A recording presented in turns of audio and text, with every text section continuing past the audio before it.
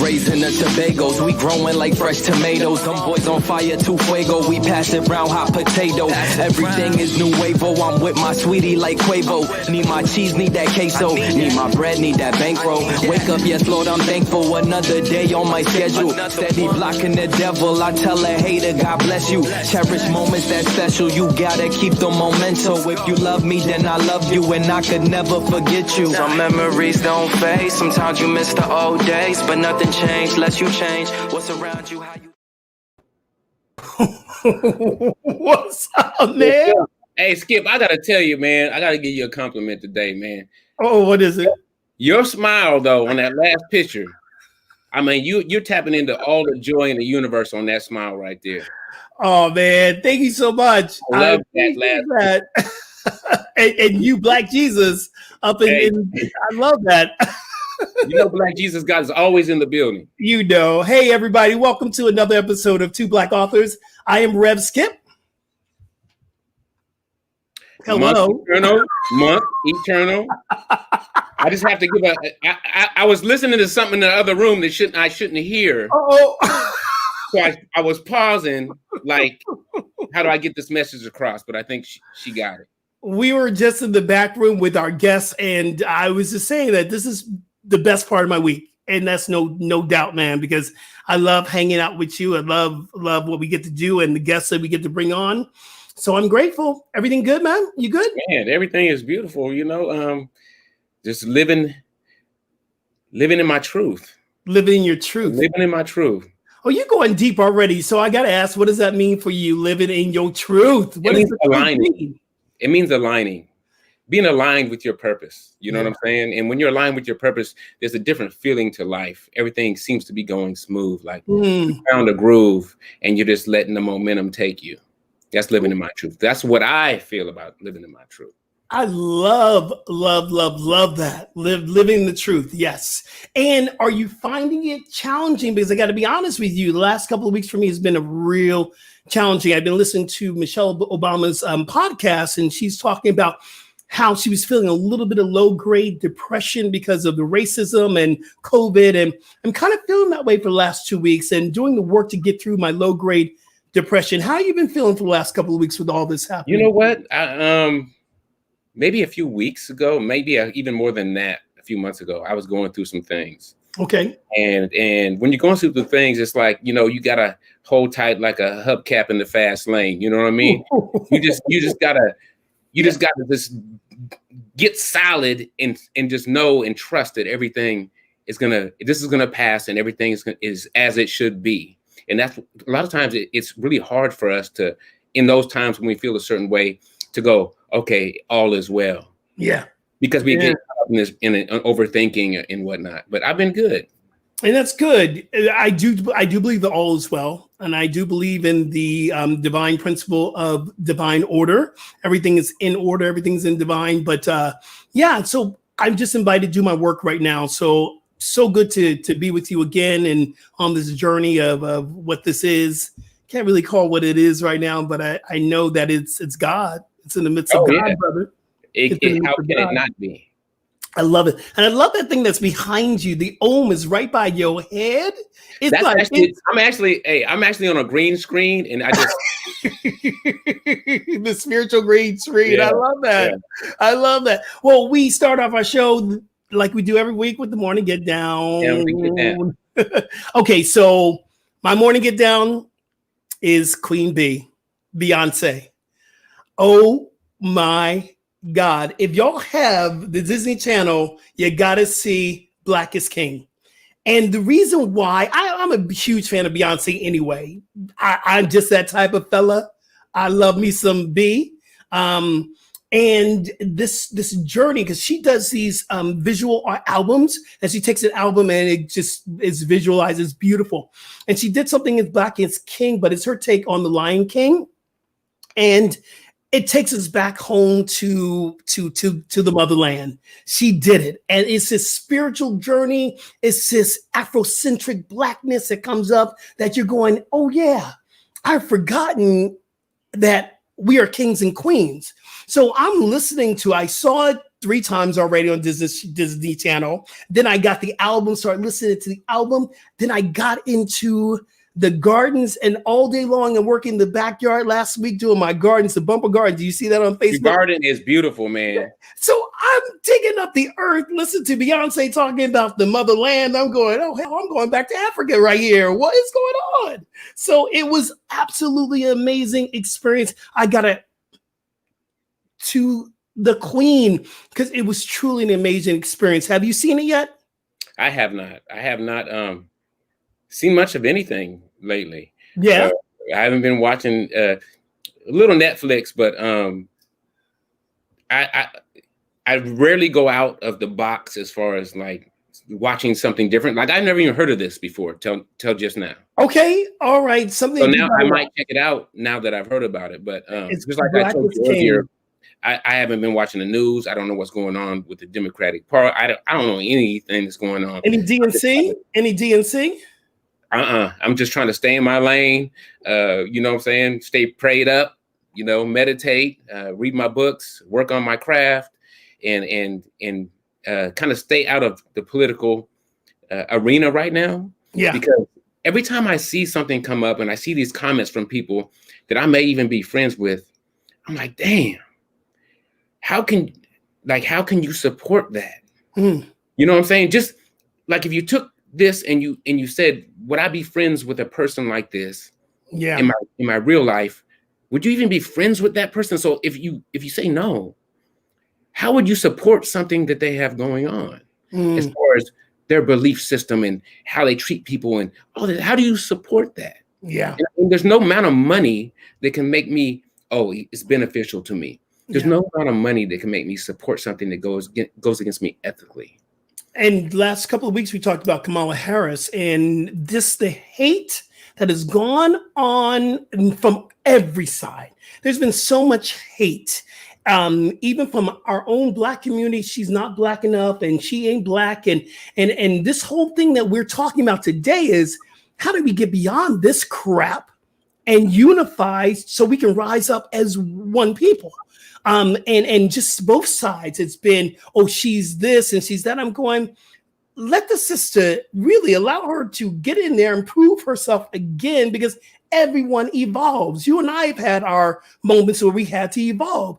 And this is the time that she gets to evolve. So I just say, if you like her or not, that's great, but you don't have to be mean. You know, say what you mean what you say, but don't say it mean. And that's the thing about Facebook and political, because I don't watch the DNC, but what I do watch, the little speeches I want to see, I go on YouTube and watch the speeches, and I get inspired that way. Because every time I watch the DNC, brother, I feel separate from they're wrong, I'm right. You know, Skip, back in the day, everybody gets so loose with their lips when it comes to social media because there's such a great distance between. It's not personal, right? So back in the day, if you would have come up and say something like the stuff that you're saying now to somebody in person, yeah, it might have a different outcome. You know, people get too comfortable with talking down or you know, talking bad about people because there's no repercussions. And I'm not promoting violence at all. I'm just saying, if you wouldn't say it to the person's face, don't say it through a computer screen. Yeah. Right? I like that. Be real about it. You know what I'm saying? If you wouldn't fight the biggest guy in the room, don't pick on the little person. Yeah. You know what I'm saying? So be real with it. If you wouldn't say it in person, don't say it on the computer. Be kind. If you don't have anything, what's the old saying? If you don't have anything nice to say, don't say anything at all. You can disagree with it, right? Disagree with it, but just there's no need for your negative energy to be piled on with other people's negative energy. One of my brothers that lives in Florida, he's also an agape practitioner, and Juan Carlos, a powerful brother, powerful practitioner. We do a prayer call Monday mornings. And this Monday he was saying how he's deleting people from Facebook and from as friends because of the energy that they're bringing, and we're not in alignment. And he inspired me. And I had a realization once, if I don't know you, to say happy birthday to you, happy birthday, I wish you well. If I don't know you, then it's probably time for me to delete you. And it's not that I don't want to be friends with you, but I got to align my energy with what's bringing me up. So that's going to be the next journey for me to go through my actual friends, because I got 5,000 friends and I can say maybe I know about 1,000 of them. So yeah. for me, it's not quite that extreme. If I don't know you, but I still see this positive, uplifting things come through on your end. Yeah, I'm going to allow you to be there. Okay. But as far as weeding out the negativity, yes, I do that. You got to do that. When I see it, I get rid of it. When I see it, I get rid of it. You had a great topic for the morning get down, and I really want to get to it because I'm still on my heart. The vaccinations, brother. Can you speak to that? Oh, my get down was going to be about the gyms and how illegal it feels. But okay, can we say that for Jamal when Jamal comes in? Because we still got to get back to the vaccinations. But okay, the gym. Let's have this conversation, brother. You talking about gyms? You know I'm getting ready right here. Why do I feel like I'm in a trap house when I'm just trying to lift weights? Why does it feel illegal to go somewhere and touch some weights? It's crazy because, like Reverend Michael Bernard Beckwith says, it's about raising your immune system. Like anybody that has any kind of sense knows the body can repair and heal itself. What are you putting in the body, right? Exercise is a big part of boosting your immune system. So why would they cut this off? I mean, why would they cut this off, if anything? Burger King's still open. McDonald's is still open. Yeah. Right? What is this doing to your immune system? And then I came back and we started to have this conversation on. I said, let's wait for the show. I just want to lift weights. I just want to lift weights. Listen, brother, it shouldn't be like a crime to lift weights. It's not a crime to lift weights. My whole point is that I don't know if I want to go back into the gym mentality of spending so much money for a membership when you have brothers like you, and less of me now, because personal training is not my jam right now. I'm moving into ministry full time. So I believe I would rather pay you to train me through Zoom than actually go back into a gym setting, which I don't know. And that's the thing that we can think about, talk about. And that's totally understandable. But if I don't have the right equipment that I want to use at home, where am I going to go use it at? You see what I'm saying? What's the answer then? If you're ready to go back to the gym, what's the answer to go back to the gym now? The answer is yes, Skip. The answer is yes. I can't with you, man. You know what? Ever since I got your beard back, you've been acting real funny. And I don't. Wait, hold it. Beard, bald head, beard. Who you trying to be like, brother? Beard envy or what? See, our beards are a little bit like color, though. You got a goatee. You don't even got a beard. Oh, I had a beard though.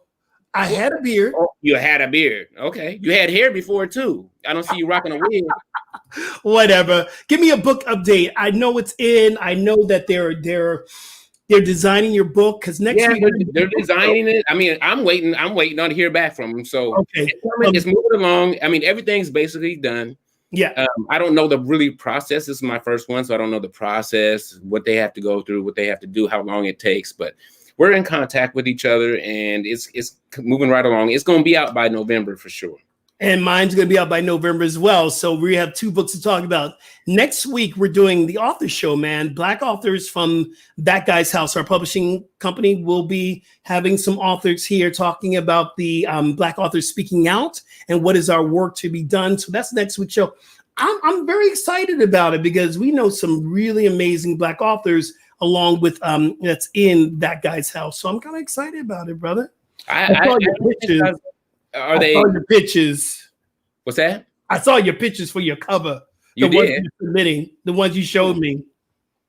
I'm a little jealous. You know what? I thank you for letting me use your face on that. I appreciate it. I'm excited for you, brother. I'm really excited. I'm also excited about our guests because today we have a really amazing show about coming together as Black men so we can support each other, so we can come forth the best as we can be. So we're going to bring him in, but I need you to introduce Jamal. Would you please, Jamal, can you bring him? Tell us a little bit about this brother right here that we're going to bring into the stream right now.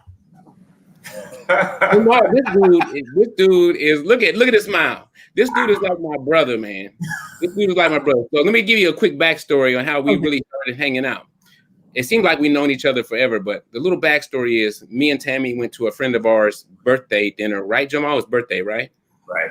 Something like that. So we all had dinner there, and it was a group of people. So we left.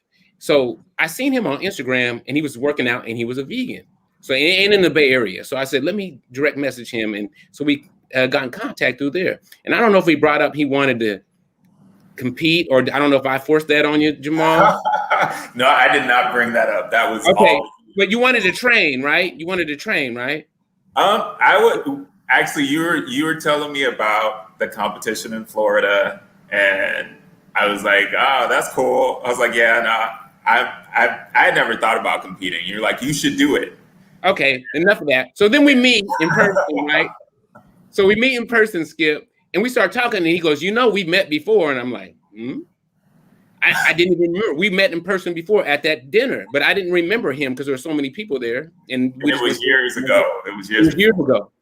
And then, so now we reconnected, and then I started working with him about his before and after pictures. If you go to his IG or any social media platform, is crazy. Crazy. He went from, I told Jamal, I said, okay, there's a difference between working out and training. So he was working out. He now trains and transformed his body in crazy ways. And I forced him to get on stage in Miami, Florida for the first time. So I take all credit for that. That's amazing. Before we even get, because I want to hear more of the story, I just want to let our audience know who you are for real and why you are here in this space, which some of the things that I love that you do. Jamal Collins, you guys, he is a financial aid and a liaison for University of California school system, which is very important because, you know, when we want to go to college, Black people need money. So thank you, my brother, for doing that. You have represented the university as an advisor for California Student Aid Commission, which funds $2.7 billion for low and middle income Californians. Thank you, my brother, once again. You are an avid believer of health and fitness, and I've seen your body. Wow. Amazing. You are a vegan as well, which I don't know how you getting all that vegan stuff in you to get a body like that, but it's so good. It's so good. And one of the things I love that you say here in your bio is that it's all about improving mental, emotional, and spiritual health. And you are right now in the three brothers right now, three bald-headed brothers. And you got a beard going on too. Welcome to the show, brother. Welcome to Two Black Authors. And I don't have my applaud machine yet, Bunk. We don't have it yet. We got to get that applaud machine, brother. Right. Well, thank you for having me. Welcome to the show. That's amazing. He made you get on stage, and I see why. Monk, that was amazing. He inspired you to get on stage. How did it feel getting on stage for the first time? Especially next to him or him. It was pretty nerve-wracking because I had to compete against Monk. And I had literally trained for like 6 weeks before this competition. So did you win? No. Monk won. Did you? Oh, Monk won? Oh, shoot. But it was an experience like no other. It was nothing like what I thought it was going to be. I thought it was going to be super competitive, but folks were actually really nice backstage. And I caught the bug. After that, I think I did like 4 other competitions within a year span. I won 2, and I performed pretty well. And so I got hit or addicted to it. So now I'm doing it. I'm trying to find a competition right now. So he's not going to stop. So right now, the way his body looks right now, he's pro caliber, but he hasn't had a competition to win that pro card yet. So one time he won first place. There wasn't enough people to get the pro card. And another time, right? So he does in the open too, right? So the other time he just started doing masters because he just turned 40. So in the masters, you need less people, but there still wasn't enough people. He won that too. So he has to be in a competition that has enough people in it and take first overall to get that pro card. So that's what he's going for now. Well, congratulations. And is there any shows that's happening right now, fellas? Because y'all talking about you looking for shows. we have to be like the underground to get to gyms. So how y'all get a show together? It shut down. California ain't happening. You have to go to somewhere like Wisconsin in Oklahoma. Oklahoma. Where they never even heard of COVID yet. So they're still just business as usual.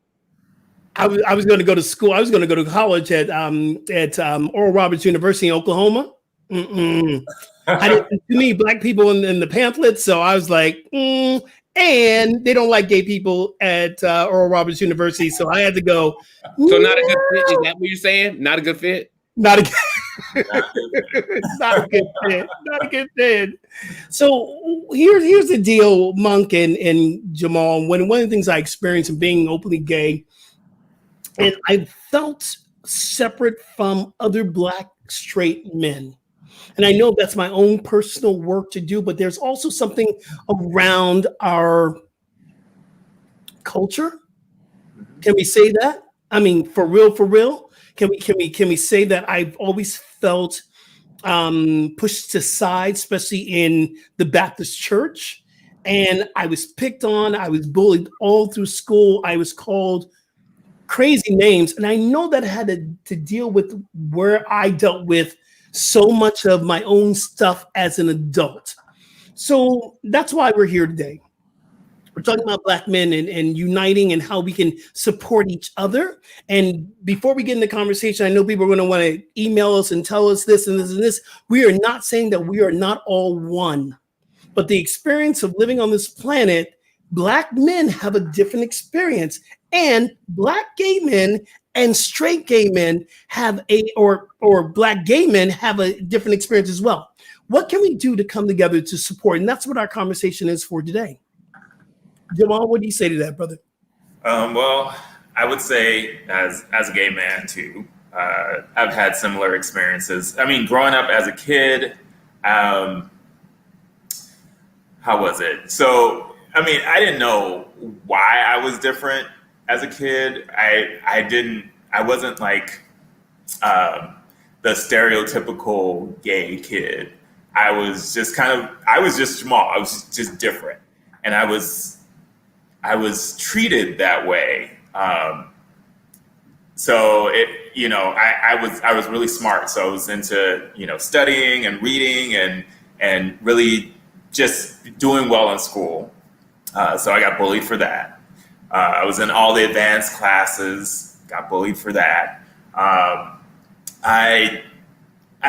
grew up, I have a huge family. I grew up in, both my parents have 10 brothers and sisters, so I have tons of cousins. We all lived in Oakland at the time when we were kids. And there were so many different things, like the way I speak. That was something that like really people had issues with. Even as a kid, like my cousins, I remember one cousin saying, well, why do you talk that way? And for me, it was like, I was putting out stuff that I was learning through school. So, I could get down and talk, the slang and stuff, but I also knew that I needed to be able to speak proper English. And growing up, I noticed that, I was into sports and I was doing all these things. So I would say I was a little confused. My attraction to men was something that I really kind of pushed back for a long time. And eventually I became an adult. I went to college and I was like, I can't pretend like this isn't what it is. And I found that, over time, like I've encountered other black men, and it's always like this, it's usually like this very uncomfortableness, this like, this energy that's really uncomfortable because I'm feeling like they're judging me because even though I've never said that I'm a certain way, they can kind of tell. It's like this unconscious like energy. They know that I'm different. They may not know what it is, but they know that I'm different. And it started to become really uncomfortable. But then as I've gotten older, I've become more comfortable with myself. and who I am. And I found that I attract people that are comfortable with themselves. So we don't have those issues. I mean, for instance, Monk, I never felt that kind of tension between me and Monk. It's always been brotherly, welcoming, open. And, you know, he treats me, I mean, he's like an older brother for me. Why older? Because you're older. Oh, okay. I was just saying something. You're older than all of us. You know that, right? You are the old man in the crew. You know that, right? But yeah, I found that, well, in my experience, and I can't speak for what other people are feeling, but it feels like there's this, the reason why there's that negative energy is because folks are either afraid that you're going to be coming on to them or what you might do, or they are feeling something that they don't want to necessarily feel like they should be feeling. Right. You have a lot of down low guys who portray as straight when they're out, but then, you know, you pull up an app and you'll see them there. So I never knew. I know Bugs are going, not me. He's like, what? I never knew that. I don't know what app. Yeah, I never knew that. You didn't know that for real? Mm-mm. Okay, we have an app called Grindr. Do you heard of Grindr, right, Monk? No. You don't know about Grindr? Mm-mm. Monk he's truly a monk. He truly is a monk. I believe it. Grinder? That doesn't even sound comfortable.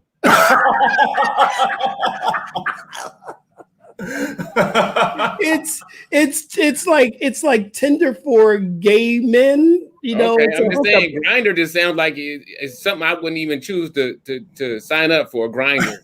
Okay, so you see the difference? Tinder, Grinder. You see the difference? You see how that sounds different? Why does it sound different though? It's the same thing. It's an app. It's a hookup app. I'm just saying. Grindr, Tinder. It sounded Tinder, Grinder. It sounds different. You see what I'm saying? It has a different feeling to it. And it is different. And just to speak to that, it is different. It's a different app, a different experience, but there is also that energy. And it's funny you would bring this up, Monk, and I'll have you speak to this because people I know, straight men who know about Grindr will make fun about Grindr and how it is and just saying different things who don't know, really what it is. So, but yeah, it's a hookup app, brother. Okay, so it's just the equivalent of Tinder. That's what it is. Pretty much. I don't even know how Tinder works. I ain't never been on there. That's good. Well, you know, I never had no Tinder account or what. Go ahead, finish up. You were saying the DL. The DL. Oh yeah, we got sidetracked. Thank you so much, Mark. I found that usually if there is that tension, it's because someone is either questioning and they don't like that feeling that they're questioning, or they're having some kind of they're not secure in their own sexuality. Yeah. Get it. And Monk, did you ever have the experience? And I know who you are now because you are just my brother. There is never ever from day one, like Jamal was saying, there's never been tension. Has there been a time where you have seen it or even participated in it, or there's been something when other straight brothers have made fun of gay brothers? You know what? It's like for ignorance is the key to this whole thing. So when you're raised up and you're raised a certain way, and thing about it is when people try to argue with me and say, "Oh, this is a can be reversed. It's a learned this and it's a learned that," and I'm thinking to myself, it's like when I was a very young boy, I had crushes on women. I didn't know what it was, right? My Sunday school teacher. I'm like 5. I'm already having these feelings. So how are you gonna tell me I don't even know what this feeling is, right? I just know I want to sit by her. You know what I mean? Yeah. So if I can have these at such a young age, and I don't know what it is, but I know it's something, how come a gay person can't have these same things from a very young age? Why do you think they would choose to be ridiculed, choose to be looked down upon, choose to be killed? You know what I'm saying? Choosing this lifestyle instead of going the other route where they don't get all this, have to deal with all this stuff. Why would that be what makes sense about that? It's not a choice. And you're tapping on something deep that is not a choice. And where I felt most of that was in the church. Of course, because most of that in the church. It's the same thing. We didn't choose to look the way we looked. We were born this way. Yeah. It wasn't a choice. This is how we came out. This is our package. Right. And I just think how we come out and what our feelings about things, it's in us already. Mm-hmm. Now, as we grow older, we can think about it. It can go, one way or the other, whatever, but it's there. And it's always going to be there. And I think that's why a lot of people that do the down low thing, they don't want what comes on the side of what they have to deal with if they were to come out with the family members, the church, their friends might lose friends, whatever comes with that, or whatever they think might come with it. It's better for them to lie, get a wife, have kids, and then do it on the under. Yeah. Instead of just being who they are. And it's a horrible way to live. If you live a lie at all, it's a horrible way to live. And I think people are coming around. Jamal, are you seeing a shift in the college students? Because you work with a lot of college students. Is there this freedom that are stepping into as college students? Because back in the day, most of my college friends who were gay and Black who was gay actually found that freedom in college. I feel like, because I do some work with Dominguez Hills, California State University, Dominguez Hills, and I'm seeing this, they're moving in with this fluidity, this feeling of, I know myself already. Are you seeing that shift now with college students coming into play? I think California is just a very unique place. It allows you to be it's very come as you are. Yes, it is. Yes, it is. I've had friends who've moved here from other parts of the country, and they're just like, they just feel this weight lifted off of them. Like they can just be, and it doesn't matter. They're gay, they're straight, but if, I live in a condo complex, and one of my neighbors right across from me, I have full access to his window, full on cross-dresser. And it's just okay. He'll come out in his dress, looks very manly, but he'll come out in his dress and his purse. And I'm just like, oh, okay. It's just very much that's well, if that's what he wants to do and that's the way he feels comfortable, then why not? Why? Right. And, why not? Right.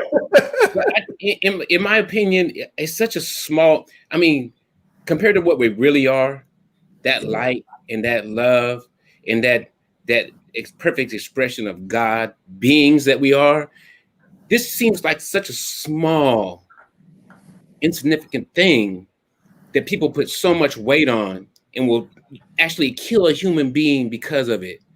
Just like they'll kill a human being because of the color of their skin. Just like they'll kill a human being because they have difference of opinion. It's such a small thing. And we start working with the surface stuff, when we start really becoming entangled with the surface mind, it makes us act in a way that's not truly us. Mm. And I think that's where the problem is, where we got all this surface stuff thrown at us and we get involved in this stuff from media, from our surroundings, from whatever it is. And if we're not going deep enough to find that the truth about who we are. Yeah. Once you do that, your opinion of people is not going to be based on anything that they're doing in their life. You're going to know that they are that light and that love in there. And whatever they're doing on the surface, that's something on the surface. It's not really who they are, right? So I'm not saying being gay, that's not who you are. I'm not saying that, right? I'm saying that is part of you. But what we really are is more than that. What we really are is more than Black. What we really are is more than a woman. And we are in right now in this, and I have to say what I hear you, Monk, and this is amazing, and this is really part of the answer. And there is a space that's calling us to really deal with this on this physical level. Why? Because we are being judged on a physical level. And sometimes we are forced to deal. I love the idea we are more than that. Listen, right now, there's only one of us here I believe, in this show. One of us who is uniquely showing up in the unique way that we do. But the one is the one, period. But I also believe that in this human incarnation that we're still dealing with police brutality, racism, homophobia, we're still being judged from this outer appearance. So we will deal with the inner, absolutely. But what can we do as brothers, straight, black, whatever you're the cross dressers, whatever you do? What can we do to unite each other as the brotherhood? So what I'm saying is, so the difference is once you know who you are, then dealing with the other stuff is different, right? If you don't know who you are, and then you have to deal with all the racism, sexism, all that stuff, you do it in a different way. We have to know who we are before we can move forward in the best direction. And I get it now, right? So before I had dealt with the stuff that I had to deal with because this is the way I look. Now I know who I am, so I deal with it differently. Of course, we got to deal with stuff that other people don't deal with. And in your cases, you too, you have to deal with even more than I have to deal with, right? But if we have to come to the realization of who we are first and then play the game. So now, before I was involved in the game, I didn't know what it was. Now I'm involved in the game and I know what it is. I know about the mistreatment of people because of the way they came in, their suit they came in with. I know that. But there's a place that we can do it without hate, anger. You know what I'm saying? That low vibrational stuff. You can still come in and kick doors down with love. You don't have to go in as an angry person because you're getting treated in a certain way because of society, right? If you look at any sage, any teacher, they didn't go in angry. They came in understanding, even though they dealt with the issue at hand. Except for Jesus turned over the tables in the temple. Jesus turned over the tax table and said, "Not in my Father's house." He knocked that shit down. So there is a righteous anger that has to come forth sometimes. Monk, don't you think? I think it's okay to be angry, and I know it's okay to be angry, but you have to also connect to something deeper than that anger. Where's that anger coming from? You see what I'm saying? Yeah. Being angry to be angry because of something doesn't help anything, right? Yeah, you can put your foot down. You can be angry. Everybody does it, right? But how long are you going to sit with that? How long are you going to carry that vibration? How long before this becomes a part of your personality, right? Express it, do whatever you got to do, and then get back to who you are. You see what I'm saying? So he might have turned them tables over, but he didn't walk out stomping down the road for 2 weeks being angry about what just happened. Correct? It's the whole thing of forgiveness.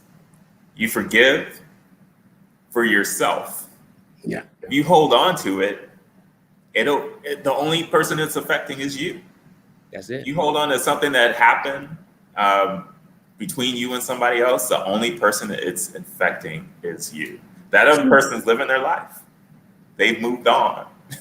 Jamal, what is your practice for forgiveness then? What is your practice for forgiveness? Because the more and more I'm dealing with people, they're going, I want to forgive, I just don't know how. So Jamal, what is your practice for forgiveness? What do you do?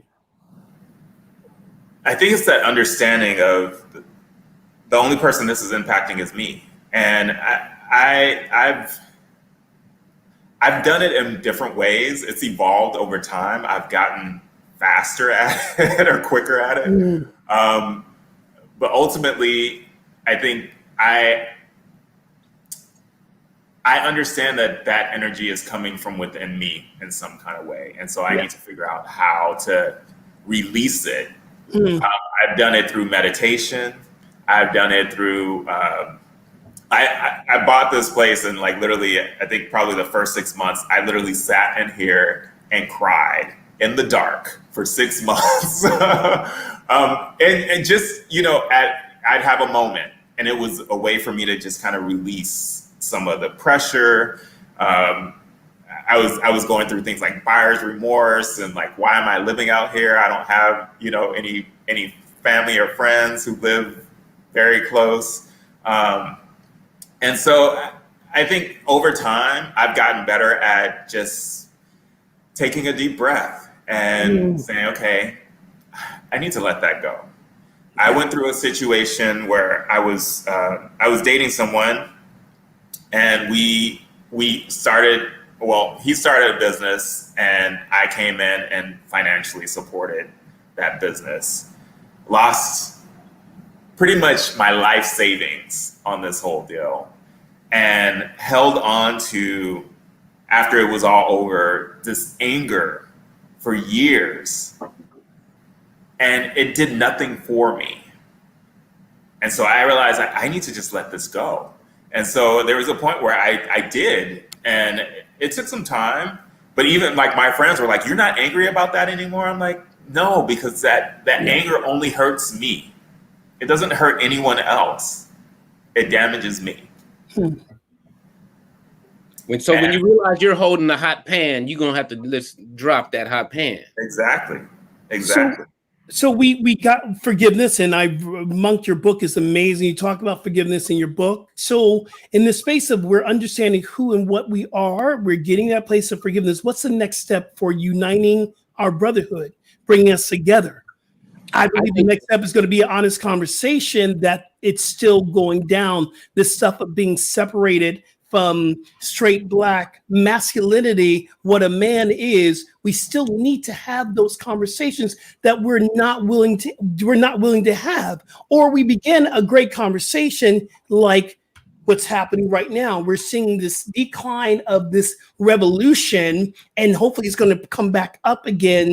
We're seeing a decline, but the conversation starts, and then it has a way of boom. How do we get this honest conversation going, Monk, and keep it going? Well, first of all, we got to do what we're doing right now. Getting up here and speaking, having people like Jamal on here that shares his experience, having people like you on here that share your experience, in myself, different dynamic. But my experience, let me give you a little backstory. My experience on the whole gay thing is I didn't even, your parents or my mom or people around would say, "Oh, that person's this," but they wouldn't explain anything more. And as I started getting older, "Oh, that person is this," and then I started to see people calling names and doing everything. So growing up, you start to get this negative perception of what it is, and you kind of separate yourself, right? You don't separate yourself fully, but it doesn't have anything to do with you at one point, right? Even though we know everything is interconnected. So you don't stand up for people that are saying, calling names. You don't really care if something happens to a gay person, if someone gets beat to death, right? It's not really your thing, right? Who cares?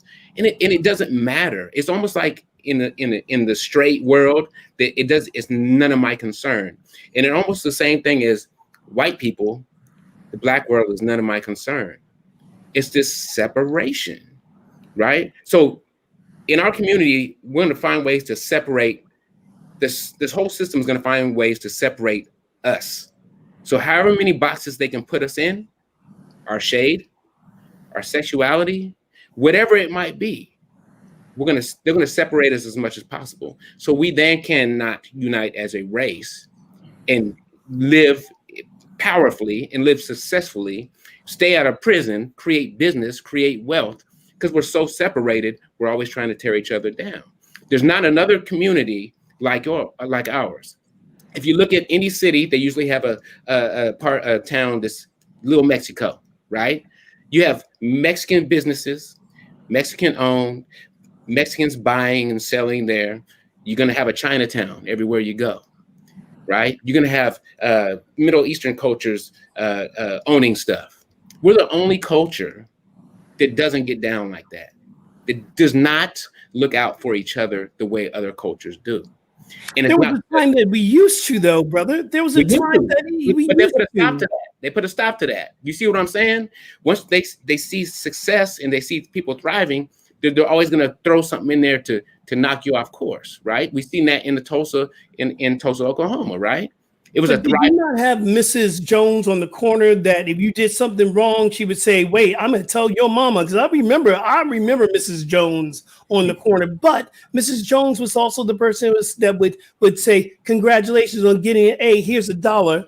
go and do your thing. That community, it feels like we have lost a little bit of that, and it's time to bring that feeling of it back. I believe that's why this DNC is so important in this political movement, because we're learning to come back to the tribe. I mean, we can go so deep into this whole thing about, the way it happened or how it happened, from the past to now, mass incarceration, the breaking up of Black families, the whole thing. Jamal has experience with, his family, and I have experience with my family. Nobody that I know does not have family members that have been in prison. Nobody that I know, unless you never have. Every person I know has family members in prison. And it's not because we're all bad, right? It's a setup. Don't fall for the banana in the tailpipe. You know what I'm saying? It's like once you start breaking down the family structure, however that looks, then you got all these rogue little kids running around, getting into trouble and learning from each other. And that's how it happened. I got to the point in my life where I'm a teenager. Everybody that I hung around with didn't have a father, either present, dead, or in prison. They were all gone. Yeah. So we're around here teaching each other how to live, how to be a man, what to do, how to be an adult. Sleep with as many women as you can, sell these drugs, let's get drunk. These are your teachers, right? Yeah. So what happens from these teachings? Well, you end up going there. You end up having a bunch of kids going to prison and creating the same repetitive scenarios, right? So it was put in place to do this, and it was successful. We got to realize that we are better than that. We don't have to go this route. We don't have to fall for it. Yeah. But it takes conversations like this, right? Go ahead, Jamal. It really takes a strong person to pull away from that cycle. I saw it. My dad got arrested in our apartment. I remember when I was like maybe 5 or 6 years old, came home from school and saw him handcuffed, and they took him away. And everything I read about Black men told me that I was going to be either in prison or in jail by the time I turned 21. And you weren't going to be gay. Oh yeah. Yeah. You weren't going to be that at all. But yes, everything I read told me that I would not be alive. And I was like, I looked at my friends. I grew up in East Oakland, during the 80s. Rough out there, bro. Yes. So I saw friends, I saw cousins, I saw people dying, I saw people getting killed, I saw police brutality, I saw the gamut. And I realized, and my uncles, they would get together every weekend and it's always drinking and doing this. And I was like, I don't want that for my life. I knew that at a very young age. I was just like, something about that does not feel right to me. And so, but I would say that I'm unique in that. It's much easier, just like being vegan. It's much easier, much more convenient to just go with the flow. Yeah. I've spent my life not going with the flow. I'm Black, I'm gay, I'm educated, I have a professional job. I do everything that you're quote unquote supposed to do, but not really supposed to do if you're going to be down. I've been told that I'm not Black enough. I don't speak Black enough. And even though I've dedicated my life and my work to helping Black and brown kids get in and go to college, 2.7 billion. Get a lot of backlash. 2.7 billion. Yeah. Hey, that's nothing to be, to sneeze at. Before we wrap it up, because we're coming to the end of this conversation, we got to talk about emotions. And Monk and I, we've had this conversation, and Jamal. So I remember my stepdad once beating me and daring me not to cry and telling me, I'm teaching you how to be a Black man in America. And beating me with the belt and actually getting out of the tub. Have y'all ever had a whooping out of the tub with the belt? I know. It was like, I'm teaching you to be a man. And in that, I got the message that men don't cry. Men don't show emotion. Men don't show you weak. And this has been a process of me coming to terms with this and learning how to deal with this. So in this last kind of conversation around this, let's talk about emotions and talk about really feeling. And I'm going to throw it to Jamal first and then Monk.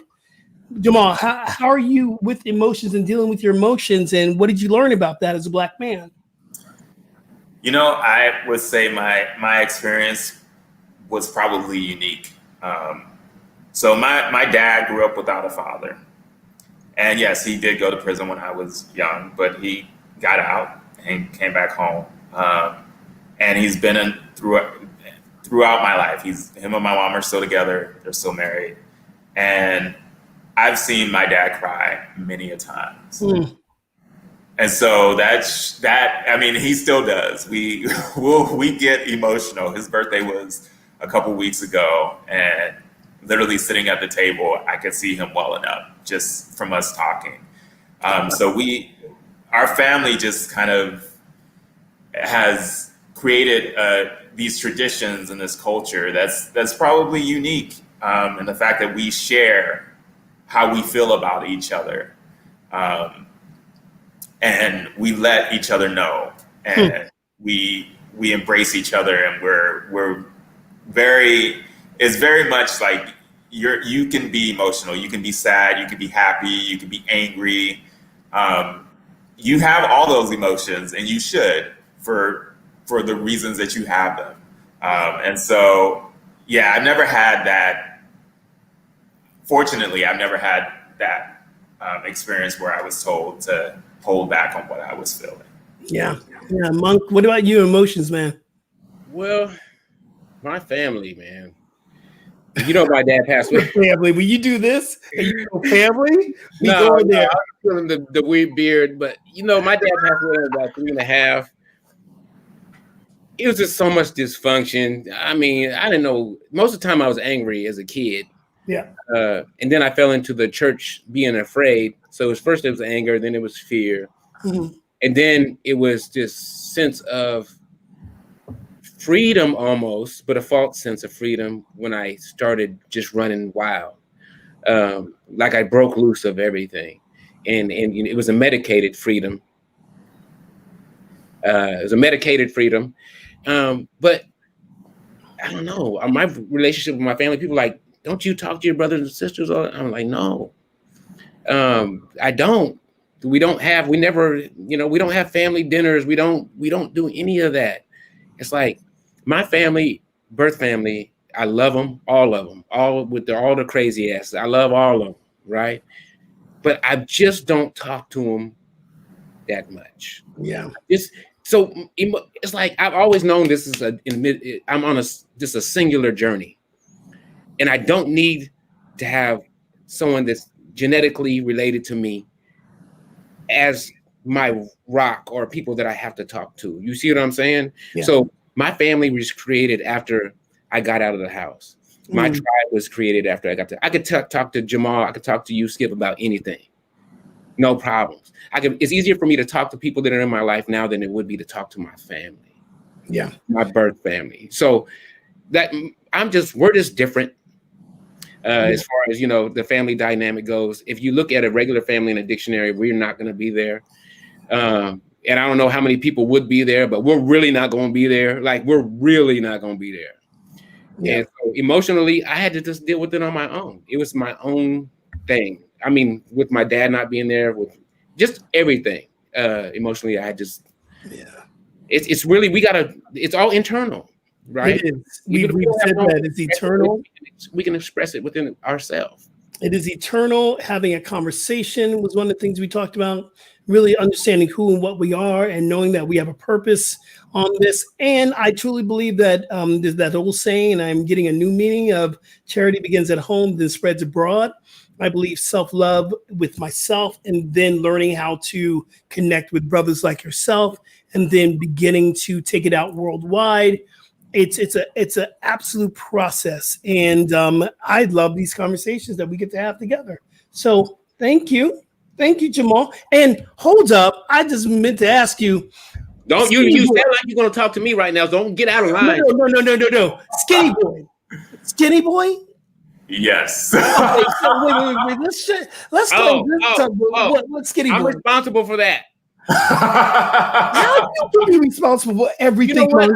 How can you be responsible for everything, brother? Hey, look, you see my shirt? Okay. Hey, so tell him why you switched your name, Jamal. All right. He might lie, so I'm gonna tell you the real story after he does. Well, so that's a part of my Instagram handle. Initially, it was like J.Co. powered by plants. Wow, yeah. That's a way long handle. And I started that Instagram page not expecting anyone to follow me. It was for me. It was like, did everyone follow you as Skinny Boy? Is that you on Instagram? Well, I competed, and there's this one coworker of mine who kept like telling me how skinny I was. She was like following the competition through my feed, and I've all my life I've been on the thin side. So yeah. So Monk was like, "Oh yeah, you need to change your name," and so I started throwing out names at him. And then so Monk, you got 1 minute. Tell us the real story, brother. You got to tell us the real story. So we're at the gym, and I said, "What's your IG again?" He's like, this. I'm like, what is that? Oh my God. What is that? Is that an email and a half? What are you doing with that name? That name is not catchy. No one's gonna know who you ever are. I said, you gotta find something that's catchy, man. Put something. Oh my goodness. When he said Skinny Boy Vegan Games, I'm like, there you go. I love it. I love it. He got a license plate to say Skinny Boy on it now. I do. The actual license plate. Jamal, tell us your handle, please, so people can follow you on Instagram. The way it's spelled. Oh my God. Hey, Jamal, please tell us your Instagram handle and your Facebook handle so people can follow you. The new one. Okay. So you can follow me on Instagram at Skinny Boy Vegan Gains. It's all spelled correctly, one word, Skinny Boy Vegan Gains. On Facebook, just look me up at Jamal Collins. You should be able to find me on Facebook. All right. And will you drop that handle into one of our feeds here or even over on Instagram where we're going to do the after show in a moment anyway? We'll make sure that we're going to invite everyone to come over to the Instagram after party or after show on Instagram. And Monk will start the feed today and we'll jump in and have our little conversation. I got another question. I got another comment. I don't want to interrupt you because it was really a serious topic at the time, but you were talking about when you were, why are you laughing, Jamal? You were talking about how when you were young, that this is, the person in the neighborhood, there was the Mrs. Jones. Right? I'm thinking to myself, but that was the 30s. It's like,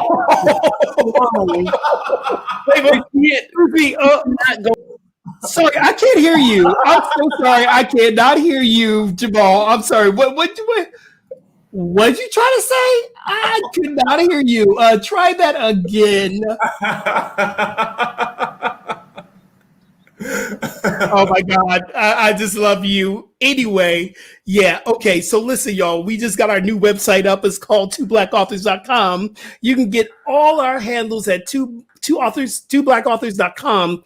And if you have a question, our email there is info@twoblackauthors.com. So you can drop us maybe some suggestions of a guest that you know of or a question that you want us to drop in the show and all that. We are just so, I guess, blessed and honored to do what we're doing. Yes, indeed. Big shout out. You're going to stop, Patrick.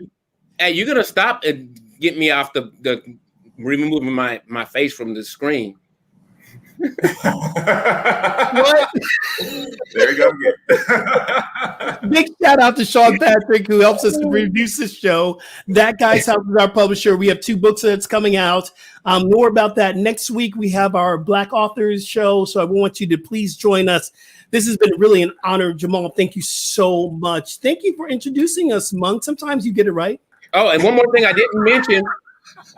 Hey, you're gonna take that back. One other thing I didn't mention, Jamal was involved in creating the book. That's it. Jamal helped to create the book, so he is a contributor, the guest contributor to your book that's coming out. What did I call? I called it Love Over Hate. I called it Love Over Chicken. I have called it Love Over Macaroni and Cheese. Love over every Jamal. I have. What's love got to do with it? Right? Yeah, right. What's love got to do with it? Love over fear. Yeah, so Jamal, when I first got this idea and started writing it, he was my ears. I would send it to him, and he was like, "Yes, yes," and I'm like, "Man, this is gonna be fire." It is so good to have you as a friend of the show. Thank you, Jamal. Thank you, Monk. I'll see you over. I know it takes you a while to get, to do your bio break, but we'll meet you over into the Hey, if I can remove you, can I remove you? I can't do it on this side, huh? Wait a minute, Jamal, what's this? What? That's it for us, guys. We are what? What? Say one thing. I can remove you. There won't be no one on here besides Jamal because we'd both be gone. wait, boo. All right, guys. Peace and blessings. Thank you so much, everyone. Thanks, IG Live in a bit. Peace. All right.